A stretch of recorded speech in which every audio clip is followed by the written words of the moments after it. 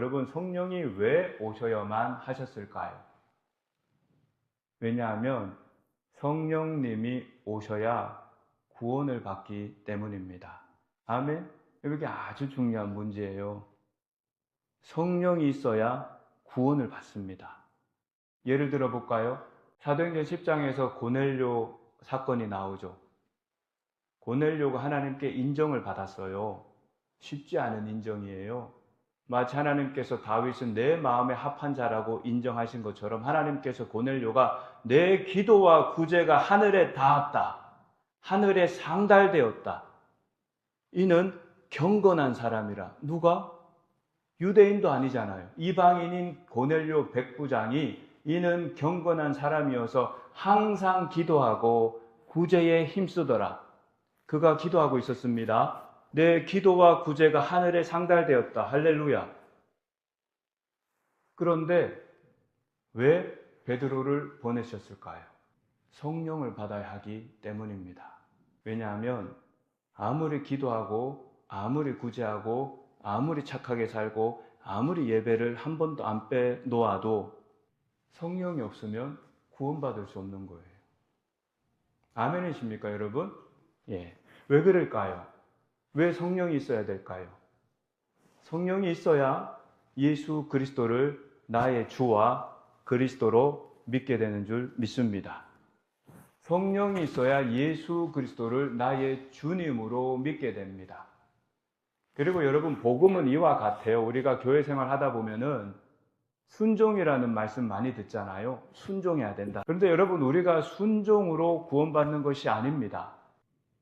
무슨 말인가 싶죠? 우리가 막 열심히 해서 구원받는 게 절대 아닙니다. 구원은 어떻게 받아요? 믿음으로. 그죠? 구원은 오직 믿음으로 받는 줄 믿습니다. 여러분, 복음은, 예수 그리스도의 구원은 우리가 예수님을 믿는 거죠. 그러면 어떤 예수님을 믿습니까? 내가 할 수 없는 하나님의 율법을 모두 이루신 예수님의 삶. 그죠? 그리고 내 죄를 대신해서 십자가에서 대속하신, 십자가에서 내 죄를 대속하신 예수 그리스도의 죽음. 그리고 부활하셔서 하나님의 보좌 우편에 앉으시고 약속하신 바 성령을 보내주신 하나님의 말씀. 지금도 온 세계 만유보다 크신 하나님께서, 예수 그리스도께서 온 세상을 충만하게 하시는 그의 충만. 결국은 예수님을 믿는 것이 복음인 줄 믿습니다. 그러면 순종은 뭘까요? 순종은 성령이 그 예수 그리스도의 영광을 위하여 우리로 말씀을 따라 살게 하시는 역사인 줄 믿습니다. 결국은 성령이 있는 사람이 순종도 할 수 있습니다. 성령이 있는 사람이 그리스도를 믿고 따를 수 있습니다. 성령이 있는 사람에게 하나님의 구원이 임하는 줄 믿습니다. 아멘. 이거보다 더 중요한 게 없죠. 신앙생활에 있어서 성령. 여러분, 성령 하나님의 역사와 하나님께서 왜 성령님을 보내주셨는지 그 은혜를 오늘 말씀을 통해서 깨닫게 되시기를 축원합니다. 그래서 우리 모두 성령의 사람이 되십시다. 할렐루야. 성령의 사람이 될 때 교회는 성령의 공동체가 되는 줄 믿습니다. 우리 주님의 교회가 앞으로, 아니 지금부터 오늘 이 말씀을 시작으로 성령의 공동체가 되기를 축원합니다. 성령의 역사들이 저와 여러분들 삶 가운데 나타나기를 축복합니다. 여러분, 살면서 우리를 어렵게 하는 것은요, 기다림이죠. 기다리고 기다리고 기다려도 오지 않는 그 사람. 기다리고 기다리고 기다려도 끝날 것 같지 않는 나의 기도 제목. 여러분, 근데 그 기다려 본 사람들은 알잖아요. 그날이 왔을 때, 그 기다림이 해결되었을 때, 그 기쁨은 말로 다 할 수 없죠. 그런데 오늘 이 본문의 말씀은요, 사도행전 2장의 말씀은 수천 년을 기다려온 하나님의 사람들이, 선지자들이 수천 년을 기다려온 하나님의 구원이 비로소 임한 날입니다. 마치 찬송가 중에 이 찬양은 새해에 많이 부르죠. 여러분, 새해 되면 가장 많이 부르는 찬송가 뭐가 있죠? 시온의 영광이 빛나는 아침. 거기 3절인가요? 이렇게 나와요, 가사가. 시온의 영광이 빛나는 아침, 매였던 종들이 돌아오네. 오래전 선지자 꿈꾸던 복을 만민이 다 같이 누리겠네. 오래전 선지자 꿈꾸던 그 복을 만민이 다 같이 누리겠네. 여러분, 모든 선지자들이 그렇게 꿈꾸던 복이 무엇이었을까요? 메시아를 보는 거였습니다. 그래서 예수님께서 말씀하셨잖아요. 제자들에게 너희 보는 눈이 복이 있다. 너희 듣는 귀가 복이 있다. 이전에 선지자들이 이것을 바라였지만 보지 못하였고 듣지 못하였다. 지금 우리가 살고 있는 이 시대는요, 성령 시대입니다. 성령 시대. 교회는 성령 시대입니다. 오늘 말씀도 오순절이 이름에, 그런데 나중에 2장 후반부로 가시면은 요엘 선지자의 예언을 통해서 베드로가 첫 설교를 해요. 첫 설교. 여러분 한번 생각해 보세요. 하나님께서 자신의 선지자를 보내서 자기 백성들로 하여금 하나님의 말씀을 전하는데, 사람의 몸을 입고 이 땅에 오신 하나님께서 가장 하고 싶은 말씀이 무엇이었을까요?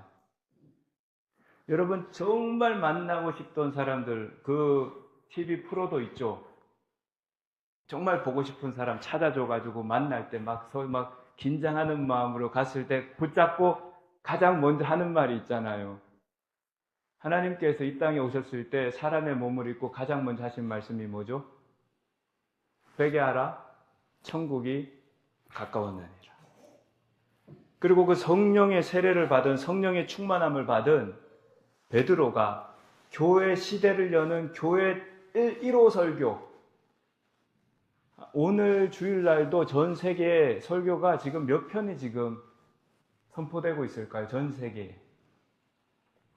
이 달라스 지역만 해도 지금 오늘 이 주일날 몇 편의 지금 설교가 지금 선포되고 있을까요? 그런데 그 쭉 돌아가서 리와인드해서 교회 시대를 여는 최초의 설교, 그 설교가 바로 요엘서의 예언의 성취였습니다. 그 설교를 어떻게 시작하냐면 한번 밑에 찾아보세요. 자, 2장 16절 보세요. 왜 이런 설교를 하냐면 여러분 아셔야 되는 게요, 반반이 아니라 양쪽으로 나뉩니다.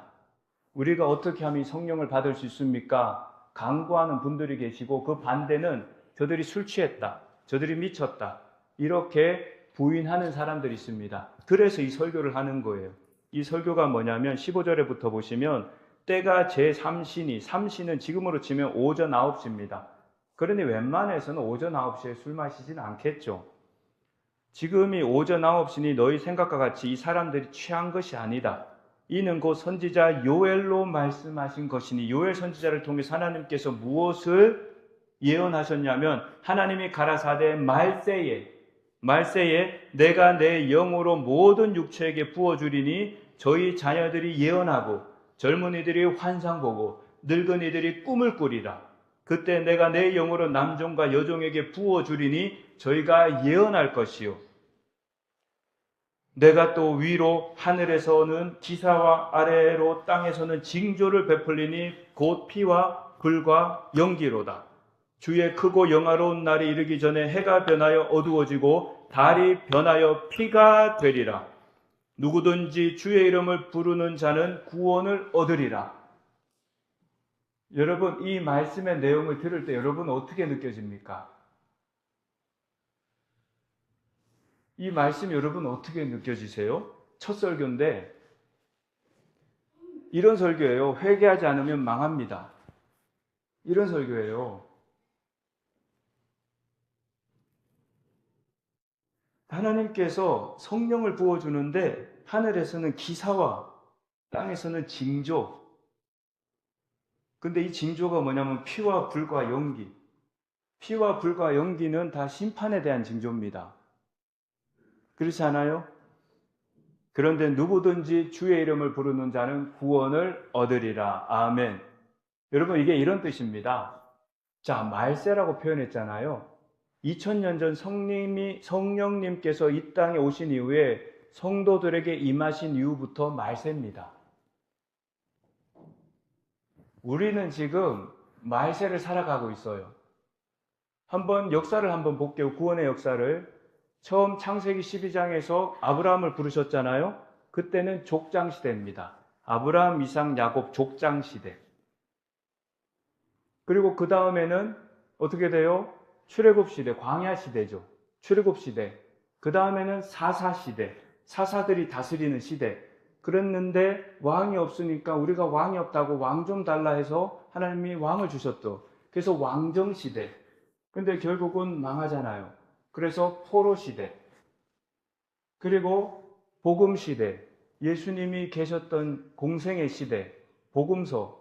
그 다음에 사도행전부터는 종말 시대예요. 사실 이 종말은 예수님이 이 땅에 오면서부터 시작되었습니다. 그러면 남은 시대는 무엇일까요? 우리가 지금 이 종말의 시대, 성령의 시대를 살고 그 다음 시대가 있다면 그 다음 시대는 어떤 시대일까요? 재림입니다. 예수님의 재림. 이 땅에서는 다른 시대가 없습니다, 이제.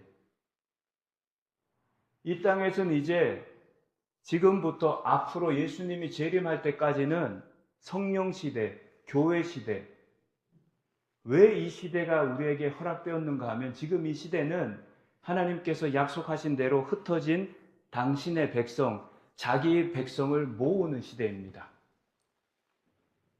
지금이 그 시대인 거예요. 내 백성이 땅끝까지 흩어질지라도 거기에서부터 내가 부르리라. 이 성령 시대는, 교회 시대는 하나님께서 주 예수 그리스도의 이름으로 말미암아 택하신 자기 백성을 지명하여 부르는 시대인 줄 믿습니다. 저도 지명하여 부름을 받아 여기 온 거예요. 교회에 온 거예요. 여러분 한 사람 한 사람도 이 성령 시대에 하나님께서 여러분을 부르셔서 교회로 인도하신 줄 믿습니다. 이제 남은 시대는요, 예수님의 재림이에요. 그때는 새하늘과 새 땅의 시대가 열리는 겁니다. 오늘 이 본문 말씀에서 기도하다 성령이 임했습니다. 그랬는데 한번 생각해 보세요. 예수님께서 십자가에 달리셨어요. 그죠? 죽으셨어요. 지금 예루살렘에 있다는 것은 위험이에요. 예루살렘에는 아직도 예수님을 따라다니던 사람들을 잡으려는 기세등등한 권세자들이 어디에 포진되어 있어요? 예루살렘에. 그럼 한번 생각해 보세요. 인간적인 생각은 어떻게 하는 게 더 합당해요? 예루살렘을 떠나야죠. 안 그래요? 예루살렘을 떠나야죠. 거기는 위험한 곳이잖아요, 예루살렘은. 중국 국경이, 북한하고 국경이 떠나야죠. 위험한 곳이니까. 그랬는데 예수님께서는 어떻게 말씀하셨습니까? 예수님께서 어떻게 말씀하셨어요? 떠나지 말고 아버지께서 약속하신 성령을 줄 때까지 기다리라. 기다리라. 성령을 주실 때까지 기다리라. 그래서 이 예수 그리스도의 제자들은요, 그 위험한 예루살렘을 떠나지 않고 기다렸습니다. 그랬는데, 기다리는데, 여러분은 기다림이 어렵잖아요. 그러면 어떻게 하면 좋을까요? 이 어려운 기다림의 시간을 어떻게 견디면 좋을까요? 기도입니다. 답은 기도입니다. 그냥 세월을 낭비하는 게 아닙니다. 오랜 기다림을 막연히 세월을 낭비하고 시간을 허비하는 것이 아니라 하나님 앞에 기도해야 되는 줄 믿습니다. 기도하는 거예요. 왜냐하면 기도하다가 성령이 임했습니다. 그래서 2장 1절에 보면은 오순절이 이름에 저희가 다 한 곳에 모였더니 왜 모였어요? 기도하기 위하여. 호련히 하늘로부터 급하고 강한 바람 같은 소리가 있어 저희 앉은 온 집에 가득하며 불의 혀같이 갈라지는 것이 저희에게 보여 각 사람 위에 임하여 있더니. 예수 그리스도의 제자들은 기도하기 위해서 모였습니다. 교회는 기도하는 곳인 줄 믿습니다. 성도는 기도해야 됩니다. 성도가 기도할 때 세상과 구별되는 줄 믿습니다. 기도하셔야 됩니다. 이들은 함께 모여서 기도했습니다. 저는 우리 주님의 교회가 함께 모여 기도할 수 있기를 바랍니다. 여러분 새벽 예배도 시간이 되시면 나오시고 시간이 안 되시면 가정에서라도 눈을 뜨면 가장 먼저 기도하세요. 기도하셔야 됩니다. 왜냐하면 기도가 있을 때 하나님의 성령의 역사가 나타나기 때문입니다. 하나님은 기도하는 사람과 함께 일하시는 줄 믿습니다. 왜냐하면 기도하는 사람은 하나님을 의지하는 증거이기 때문입니다. 하나님을 의지하지 않는 사람은 기도할 필요성을 느끼지 못합니다. 그러나 하나님과 함께 살기를 결단하며 하나님의 도우심을 구하는 자에게는 기도만큼 유익한 것이 없는 줄 믿습니다. 오순절에 성령이 임했잖아요. 왜 오순절에 임했었을까요? 오순절은 칠칠절이라고도 불립니다. 왜 칠칠절이냐면 6월절이 끝나고 6월절 어린 양의 보혈, 어린 양의 보혈을 문설주에 바르고 그 어린 양의 보혈을 문설주에 바른 유대인들은 그날 밤 장자의 죽음, 그 죽음의 사자가 그 문지방을 넘어갔습니다. 그래서 구원함을 받았죠. 그리고 출애굽을 하게 됩니다. 그리고 50일 되던 날에 시내산에서 율법을 받게 됩니다. 다시 말해서 77절이라고 불리는 이유는 6월절 이후 7주간이 지난 49일 다음째 날 50일 날이 오순절로 불립니다. 그래서 77절이라고도 불리고요. 또 맥추절이라고도 부릅니다. 왜 맥추절이냐면 보리등 곡식의 첫 수확을 하나님께 감사로 드리는 절기입니다. 그래서 오순절은 유대인들의 추수 감사절입니다. 하나님 앞에 첫 곡식, 첫 열매를 감사로 드리는 것이 바로 오순절입니다. 이런 절기의 의미로 봤을 때도 하나님 앞에 귀한 것을 드리는 날입니다. 그런데 영적으로 보면 이스라엘 백성이 시내산에서 율법을 받은 날이 바로 6월절 출애굽 이후 50일 정도 되던 날이었습니다. 왜 하나님께서 성령을 우리에게 주셨을까요? 이는 예레미야 선지자에게 하나님께서 예언하셨습니다. 예레미야 31장을 한번 펴보겠습니다. 하나님께서 예레미야 선지자에게 이렇게 예언하셨습니다. 예레미야 31장 31절을 보면 나 여호와가 말하노라 보라 날이 이르리니 내가 이스라엘 집과 유다 집에 새 언약을 세우리라. 그죠? 새 언약을 세우셨어요. 왜냐하면 시내산에서 받은 모세 언약으로는 사람을 바꾸지 못했기 때문입니다. 밖에 있는 것으로는 나를 바꾸지 못하는 거죠. 그래서 하나님께서 새 언약을 세우시겠다고 약속하셨는데 32절에도 나 여호와가 말하노라 이 언약은 내가 그들의 열주의 손을 잡고 애굽 땅에서 인도하여 내던 날에 세운 것과 같지 아니할 것은 시내산에서 모세를 통하여 이스라엘 백성과 세운 언약과 같지 않은 것은 내가 그들이 남편이 되었어도 그들이 내 언약을 파하였음이니라. 그러나 33절에 나 여호와가 말하노라 그러나 그날 후에 예수 그리스도께서 십자가에서 죽으시고 부활하신 이후에 성령이 오신 그 이후에는 내가 이스라엘 집에 세울 언약은 이러하니 곧 내가 나의 법을 하나님의 법을 그들의 마음 속에 두며 그 마음에 기록하여 나는 그들의 하나님이 되고 그들은 내 백성이 될 것이라. 아멘. 그리고 에스겔서 36장을 한번 펴보세요. 에스겔서 36장 26절입니다. 너무나 중요해서 기억하셔야 돼요. 새 언약이 무엇인지. 에스겔서 36장에도 26절. 자, 에스겔서 36장 26절에 또 새 영을 너희 속에 두고 새 마음을 너희에게 주되 너희 육신에서 굳은 마음을 제하고 아멘. 아멘. 굳은 마음을 제하는 줄 믿습니다. 부드러운 마음을 줄 것이며 아멘. 성령이 있는 사람의 마음은 부드러워요. 여러분, 우리 성도님들 마음이 부드러워지시기를 축복합니다. 부드러운 사람 옆에 있고 싶지 않아요? 예. 성령이 주시는 역사는 부드러운 마음입니다.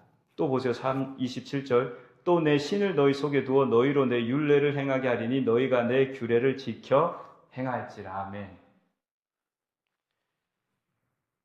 정말 놀라운 것은요, 이 두 사람 다 어느 시대 때 사람이냐면 이스라엘이 망한 이후 포로 시대 때. 야, 소망이 없잖아요. 유대 땅이 사라졌어요. 근데 그 예루살렘 땅에 있었던 예레미야에게 약속한 겁니다. 다시 회복될 것이다. 그리고 또 포로로 잡혀간 에스겔에게 약속한 겁니다. 우리 잘 아는 마른뼈 환상 있잖아요. 이 다음 장이 마른뼈 환상입니다. 아마 에스겔이 이 말씀을 듣고 이해를 못했나 봐요. 그 이해를 못하면 환상으로라도 보여주시죠. 어떻게 다시 살아나지? 어떻게 다시 예루살렘이 회복되지? 그때 보여주신 환상이 마른뼈 환상이에요. 사랑하는 여러분, 왜 성령이 오셨을까요? 왜냐하면 성령이 임할 때 비로소 예수 그리스도의 구속이 나의 것이 되는 줄 믿습니다. 기독교 강요를 쓴 칼빈은 기독교 강요에서 이렇게 말합니다. 그리스도는 우리 밖에 계시는 한, 잘 들어보세요. 그리스도가 내 밖에 계시는 한, 우리가 그와 분리되어 있는 한, 그가 인류의 구원을 위해 고난받고 행하신 모든 것은 우리에게 무익하고 아무 가치가 없다. 스스로 한번 점검해 보세요. 다시 한번 읽어드릴게요. 그리스도가, 예수 그리스도입니다. 그리스도가 내 밖에 계시는 한, 나와 그가 분리되어 있는 한, 그가 인류의 구원을 위해 고난을 받고 행하신 모든 것은 나에게 무익하고 아무 가치가 없다. 우리 잠깐 1분 정도 기도하겠습니다.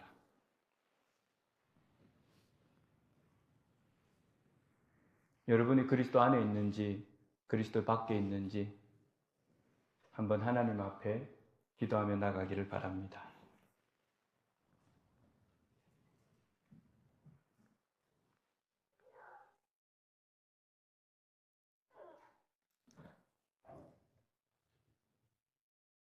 하나님, 이 자리에 있는 우리 한 사람 한 사람 모두가 그리스도 예수 안에 거하는 믿음의 사람이 되게 하여 주시옵소서. 그리스도의 십자가와 내가 연합을 한 것을 알게 하여 주시고 믿게 하여 주시고 따르게 하여 주시옵소서. 예수 그리스도 이름으로 기도하옵나이다. 아멘. 그렇습니다. 그래서 고린도전서 2장 12절에 우리가 세상의 영을 받지 아니하고 오직 하나님께로 온 영을 받았으니 이는 우리로 하여금 하나님께서 우리에게 은혜로 주신 것들을 알게 하려 하심이라. 아멘. 여러분, 성령이 있으면 하나님께서 내게 무엇을 은혜로 주셨는지 깨닫게 하시는 줄 믿습니다.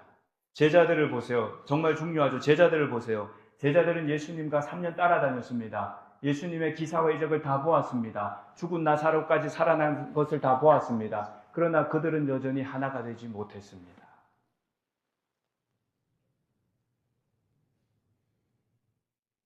그리고 주님을 따라가지 못했습니다. 그러나 오늘 사도행전 2장 오순절 성령 강림 사건 이후로 변화된 베드로의 모습을 보세요. 저희가 합심하여 일심으로 일어나서 그리스도의 증인으로 세워진 줄 믿습니다. 그럼 차이가 뭐죠? 지식이 변했나요?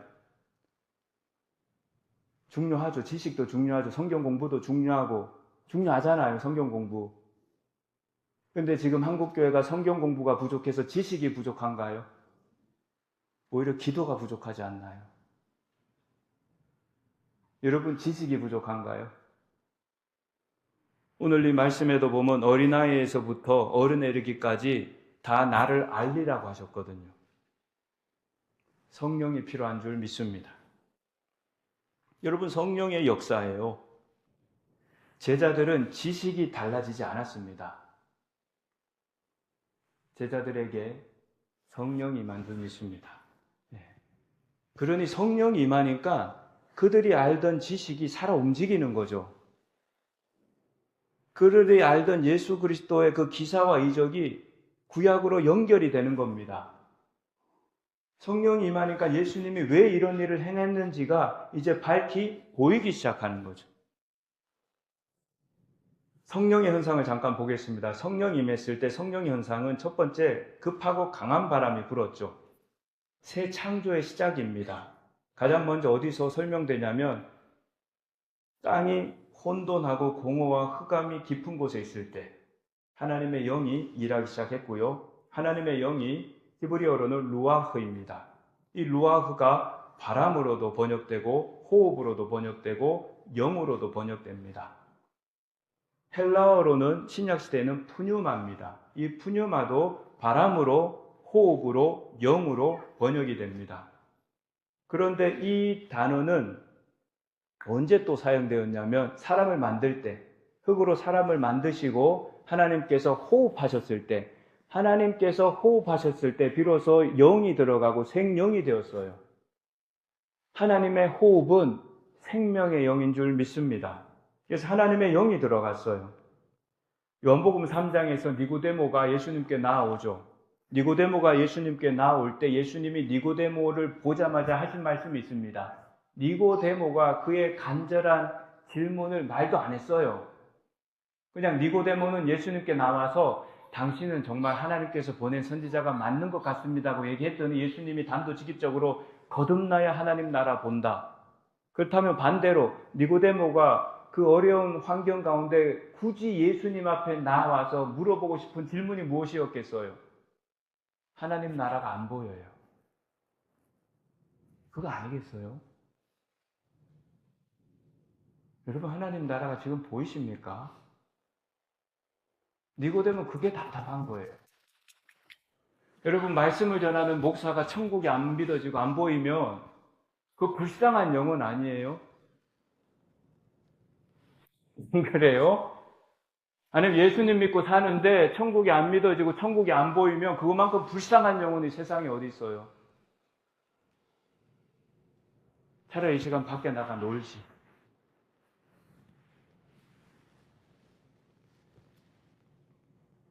그래서 예수님께서 거듭나야 한다고 말씀하셨고 그 표현을 바람으로 표현하셨어요. 바람이 임의로 불되 바람이 불어오는데 소리가 나는데 이게 어디서부터 와서 어디로 가는지 알지 못하지만 성령으로 난 사람은 다 이와 같다. 그리고 두 번째는 또 불로 나타나셨죠. 불은 임재입니다. 하나님의 임재. 하나님께서 모세를 부르실 때 떨기나무에 불로 임재하셨죠. 그리고 시내산에서 율법을 주셨을 때 불로 임재하셨습니다. 그리고 성전에서 하나님께서 영광을 받으실 때 불로 임재하셨습니다. 그리고 성전 안에는 꺼지면 안 되는 등대가 있었습니다. 불은 하나님의 임재를 상징합니다. 또 불은 성도의 열정을 나타냅니다. 이게 성령이 보여주신 현상이었어요. 바람과 불의 현상, 하나님의 임재와 하나님의 생명 현상이 성도들에게, 제자들에게 보인 겁니다. 그러면 제자들에게 나타난 현상을 한번 보겠습니다. 성령이 임하자 제자들에게 나타난 현상은 모두가 각 나라의 방언을 말하기 시작했습니다. 이게 어떤 뜻이냐면요, 바벨론의 저주를 뒤집으신 거예요. 바벨론은 사람들이 하나님을 대적하기 위해서 하늘 높이 탑을 쌓기 시작했습니다. 그때 하나님께서 개입하셨죠. 하나님을 대적할 때 하나님께서 개입하셨죠. 그래서 어떻게 하세요? 언어를 서로 이해하지 못하게 하니까 그들은 결국은 다 흩어집니다. 여러분, 가정도 교회도 마찬가지입니다. 언어가 달라지면요, 모일 수가 없습니다. 그러니 마귀는 어떻게 할까요? 마귀는 언어가 달라지게 하는 거예요. 언어가 달라지는데 어떻게 모일 수가 있겠어요? 근데 성령님이 임하시고 하신 역사는 무엇이에요? 이게 놀라운 게요, 언어는 다 달라요. 저 동쪽 끝으로는 지금의 이란 땅, 남쪽으로는 그 이집트, 애굽을 넘어 이티오피아까지, 그리고 유럽, 이집트, 유럽에서 온 사람들, 디아스포라 유대인들이 유럽에서, 그리스에서, 이란에서, 북아프리카에서. 그러니까 성경에서 이렇게 표현했다는 것은 모든 나라와 족속과 방언 가운데, 모든 나라 가운데. 그런데 보세요. 언어는 다 달라요. 그러니까 여기서 만일 에티오피아 방언으로 막 하나님의 큰일을 말하는 사람은 저기 그리스 말로 하나님의 큰일을 말하는 뜻을 이해하지 못했을 겁니다. 그렇지 않아요? 언어가 다르니까. 그런데 뜻은 같았습니다. 복음이 하는 일이 바로 이거예요. 여러분, 복음은 인종이 다르고 직업이 다르고 또 뭐가 있어요? 학벌이 다르고 이런 우리의 모양이, 성격이 다르고 기질이 다르고 이런 모양이 다 달라도 복음은 우리를 하나로 만들 수 있습니다. 그 하나가 무엇인가 하면은 하나님의 큰일을 말하는 겁니다. 하나님의 큰일. 하나님의 큰일이 무엇일까요? 예수 그리스도의 부활입니다. 사도행전에서 나오는 사도들의 설교의 메인 포인트는 예수 그리스도의 부활입니다. 이 땅에서의 안위가 아닙니다.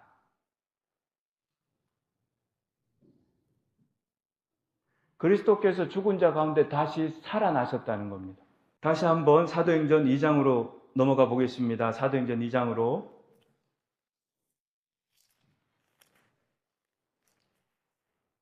자, 사도행전 2장 보세요. 1장에서도 이게 너무 중요해요. 1장에서도 그들이 기도할 때 가룟 유다는 성경대로 예수 그리스도를 떠났고, 그래서 마지막 12번째 사도를 택하면서 어떤 사람을 무엇을 위해 택하냐면 사도행전 1장 22절에 항상 우리와 함께 다니던 사람 중에 하나를 세워 우리로 더불어 예수의 부활하심을 증거할 사람이 되게 하여야 하리라. 무엇을 증거하기 위하여 사도를 택하였다고요? 예수의 부활하심. 아멘.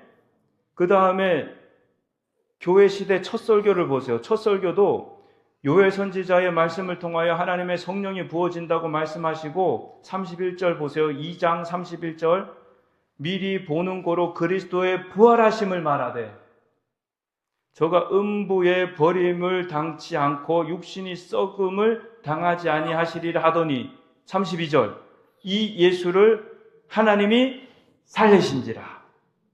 우리가 다 이 일의 증인이라. 아멘. 아멘. 이게 성도의 정체성입니다. 사랑하는 여러분, 결론입니다. 우리가 살고 있는 이 시대는 마지막 때입니다. 말세예요. 이 말세는 하나님께서 흩어진 자기 백성을 다시 모으는 시간입니다. 어떻게 하나님께서 자기 백성을 모을까요? 증인을 통해. 그리스도의 증인을 통해 하나님께서 당신의 자녀들을 모으시는 줄 믿습니다. 우리 한 사람 한 사람 예수를 믿게 된 과정을 보면 전부 특별한 경우를 제외하고는 누군가를 통해서, 증인을 통해서 전해진 예수 그리스도를 영접하게 되셨을 겁니다. 바로 이 사명이 오늘날 우리에게도 있는 줄 믿습니다. 적용 첫 번째는요, 우리 교회가 기도하는 성령 공동체가 되기를 축원합니다. 성령의 충만함을 받으라. 이것은 현재 수동태 명령형입니다. 어제의 은혜로 오늘을 사는 것이 아니고요, 오늘의 은혜는 오늘 필요한 줄 믿습니다. 그래서 기도하는 거예요. 우리 주님의 교회가 기도하는 성령 공동체가 되기를 축원합니다. 하나님께서 그 기도를 통하여 여러분에게 필요한 은혜와 성령의 능력을 공급해 주실 줄 믿습니다. 그 힘으로 오늘을 살아가게 됩니다. 그리고 두 번째는 성령을 받은 목적, 예수 그리스도를 믿는 목적은 그리스도의 부활의 증인으로 사는 것입니다. 사도행전 1장 8절에 오직 성령이 너에게 임하시면 너희가 권능을 받고 예루살렘과 온 유대와 사마리아와 땅끝까지 이르러 내 증인이 되리라. 왜 성령을 주셨을까요? 증인되라고. 여러분, 그러기 위해서 어떻게 해야 됩니까? 복음을 전해야 됩니다. 교회는 복음을 전하는 곳입니다. 성령의 능력이 나타나기를 바라시는 분. 아멘. 감사합니다. 아니, 손을 안 들어서 나는 우리 교회는 아무도 성령의 능력을 바라지 않나. 여러분, 성령의 능력이 나타나기를 바라세요? 복음 전해보세요. 복음 전해보세요. 성령의 능력이 안 나타날 수 없습니다. 복음 전해보세요. 고린도후서 6장 2절 보라 지금은 은혜 받을 만한 때요 보라 지금은 구원의 날이로다. 베드로전서 3장 15절 보시면 너희 마음에 그리스도를 주로 삼아 거룩하게 하고 너희 속에 있는 소망에 관한 이유를 묻는 자에게는 대답할 것을 항상 예비하되 온유와 두려움을 하고 선한 양심을 가지라. 제가 새 번역을 한번 읽어드릴게요. 다만 여러분의 마음속에 그리스도를 주님으로 모시고 거룩하게 대하십시오. 여러분이 가진 희망을 설명하여 주기를 바라는 사람에게는 누군가 여러분에게 이런 뜻이에요. 예수님을 왜 믿습니까? 어떻게 그렇게 사실 수가 있습니까? 라고 누군가 여러분에게 물어보는 사람이 있다면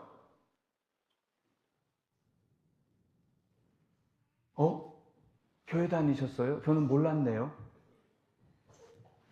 이게 아니고 교회 다니시죠? 예수님 믿으시죠? 라고 누군가 여러분에게 물어본다면 그때 이때다 하고 말하라는 거예요.